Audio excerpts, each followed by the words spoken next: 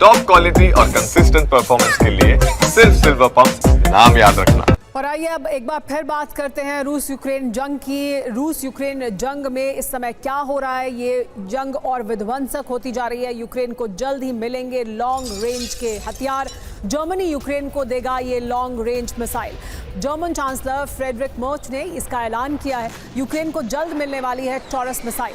तो देखिए, ये लॉन्ग रेंज के हथियार यूक्रेन को जल्द ही मिलने वाले हैं। जर्मनी के चांसलर ने इस बात का ऐलान किया है। उन्होंने कहा है कि जर्मनी यूक्रेन को लॉन्ग रेंज मिसाइल देगा, लेकिन लॉन्ग रेंज मिसाइल देने के इस फैसले को लेकर पुतिन खफा हैं और पुतिन गुस्से में आग बबूला दिखाई दे रहे हैं।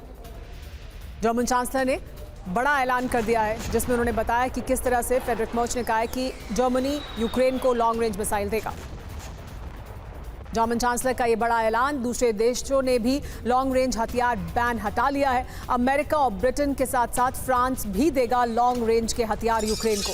तो अब ये तमाम देश लॉन्ग रेंज वेपन्स देने की तैयारी कर रहे हैं, लॉन्ग रेंज के हथियार देंगे, लॉन्ग रेंज मिसाइल देना शुरू करेंगे यूक्रेन को। यूक्रेन लंबे समय से लॉन्ग रेंज हथियारों की मांग करता रहा है। रूस लगातार ये धमकी देता रहा है कि अगर इस तरह के हथियारों का इस्तेमाल होगा तो वो मानेगा कि ये तमाम देश युद्ध में सीधे तौर पर शामिल हैं।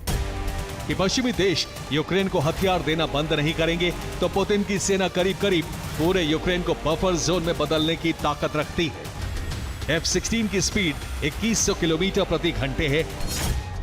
हवा से हवा और हवा से जमीन पर हमला करने में भी सक्षम है। साथ ही परमाणु हमला करने की ताकत भी रखता है। हमला करने की रेंज 2000 किलोमीटर है। इसके अलावा मिसाइल अटैक और गाइडेड बम से भी हमला कर सकता है। एक बार में 6 मिसाइल से लैस होता है। लेकिन पुतिन के दिमाग में क्या चल रहा है? 3 साल से चल रहे युद्ध में आर पार चाहते हैं पुतिन। यूक्रेन के बहाने यूरोप के देशों पर हमले की रणनीति है। पोलैंड, बाल्टिक देशों पर कब्जा करना चाहते हैं। जब तक नेटो की मदद है तब तक यूक्रेन मजबूत है। नेटो को अलग करने के लिए सैन्य विकल्प मौजूद है यूक्रेन पर, लेकिन रूस का बहुत बड़ा हमला देखने को मिला है। पिछले 24 घंटे में दागे गए हैं 355 ड्रोन। यूक्रेन के सैन्य ठिकानों पर 9 मिसाइल अटैक किए गए हैं। रूस के हमलों से यूक्रेन में भारी तबाही हुई है।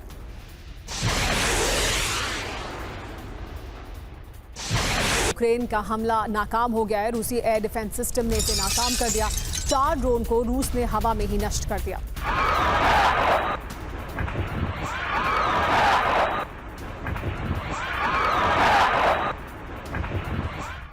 रूस के हमलों से आधा यूक्रेन धधक रहा है। इन हमलों की शॉकवेव नेटो मुख्यालय ब्रसेल्स और अमेरिकी राजधानी वॉशिंगटन तक पहुंची है। 3 साल में पहली बार किसी हमले में इतने नागरिकों की मौत हुई है। अमेरिका भी रूस के इन हमलों से भड़का हुआ है। रूसी फौज ने ड्रोन और मिसाइल और बॉम्ब से एक साथ हमले किए हैं और यूक्रेन के पास इन्हें रोकने के लिए पर्याप्त डिफेंस सिस्टम भी नहीं है।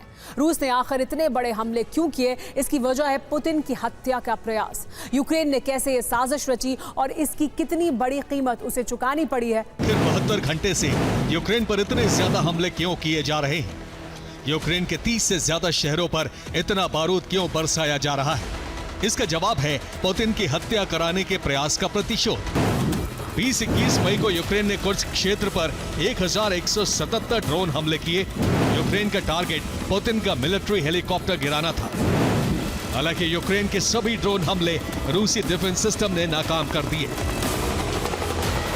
पूर्व से लेकर पश्चिम तक यूक्रेनी जमीन पर मिसाइलें बरसाई गई हैं। रूस का target Odesa, Kharkiv, Zhytomyr, Sumy, Kyiv, Kremliv, Krasyliv, Belyaevka, Nesterovsky, Kholodnaya Balka, Khmelnytskyi और टेर्नोपिल बने हैं। रूस ने यूक्रेन पर 376 प्रोजेक्टाइल फायर किए हैं। इनमें 69 क्रूज और बैलिस्टिक मिसाइल है। हमले के लिए KH-101 क्रूज मिसाइलों का इस्तेमाल भी किया गया। इस्कंदर बैलिस्टिक सिस्टम से भी यूक्रेन पर हमले किए गए।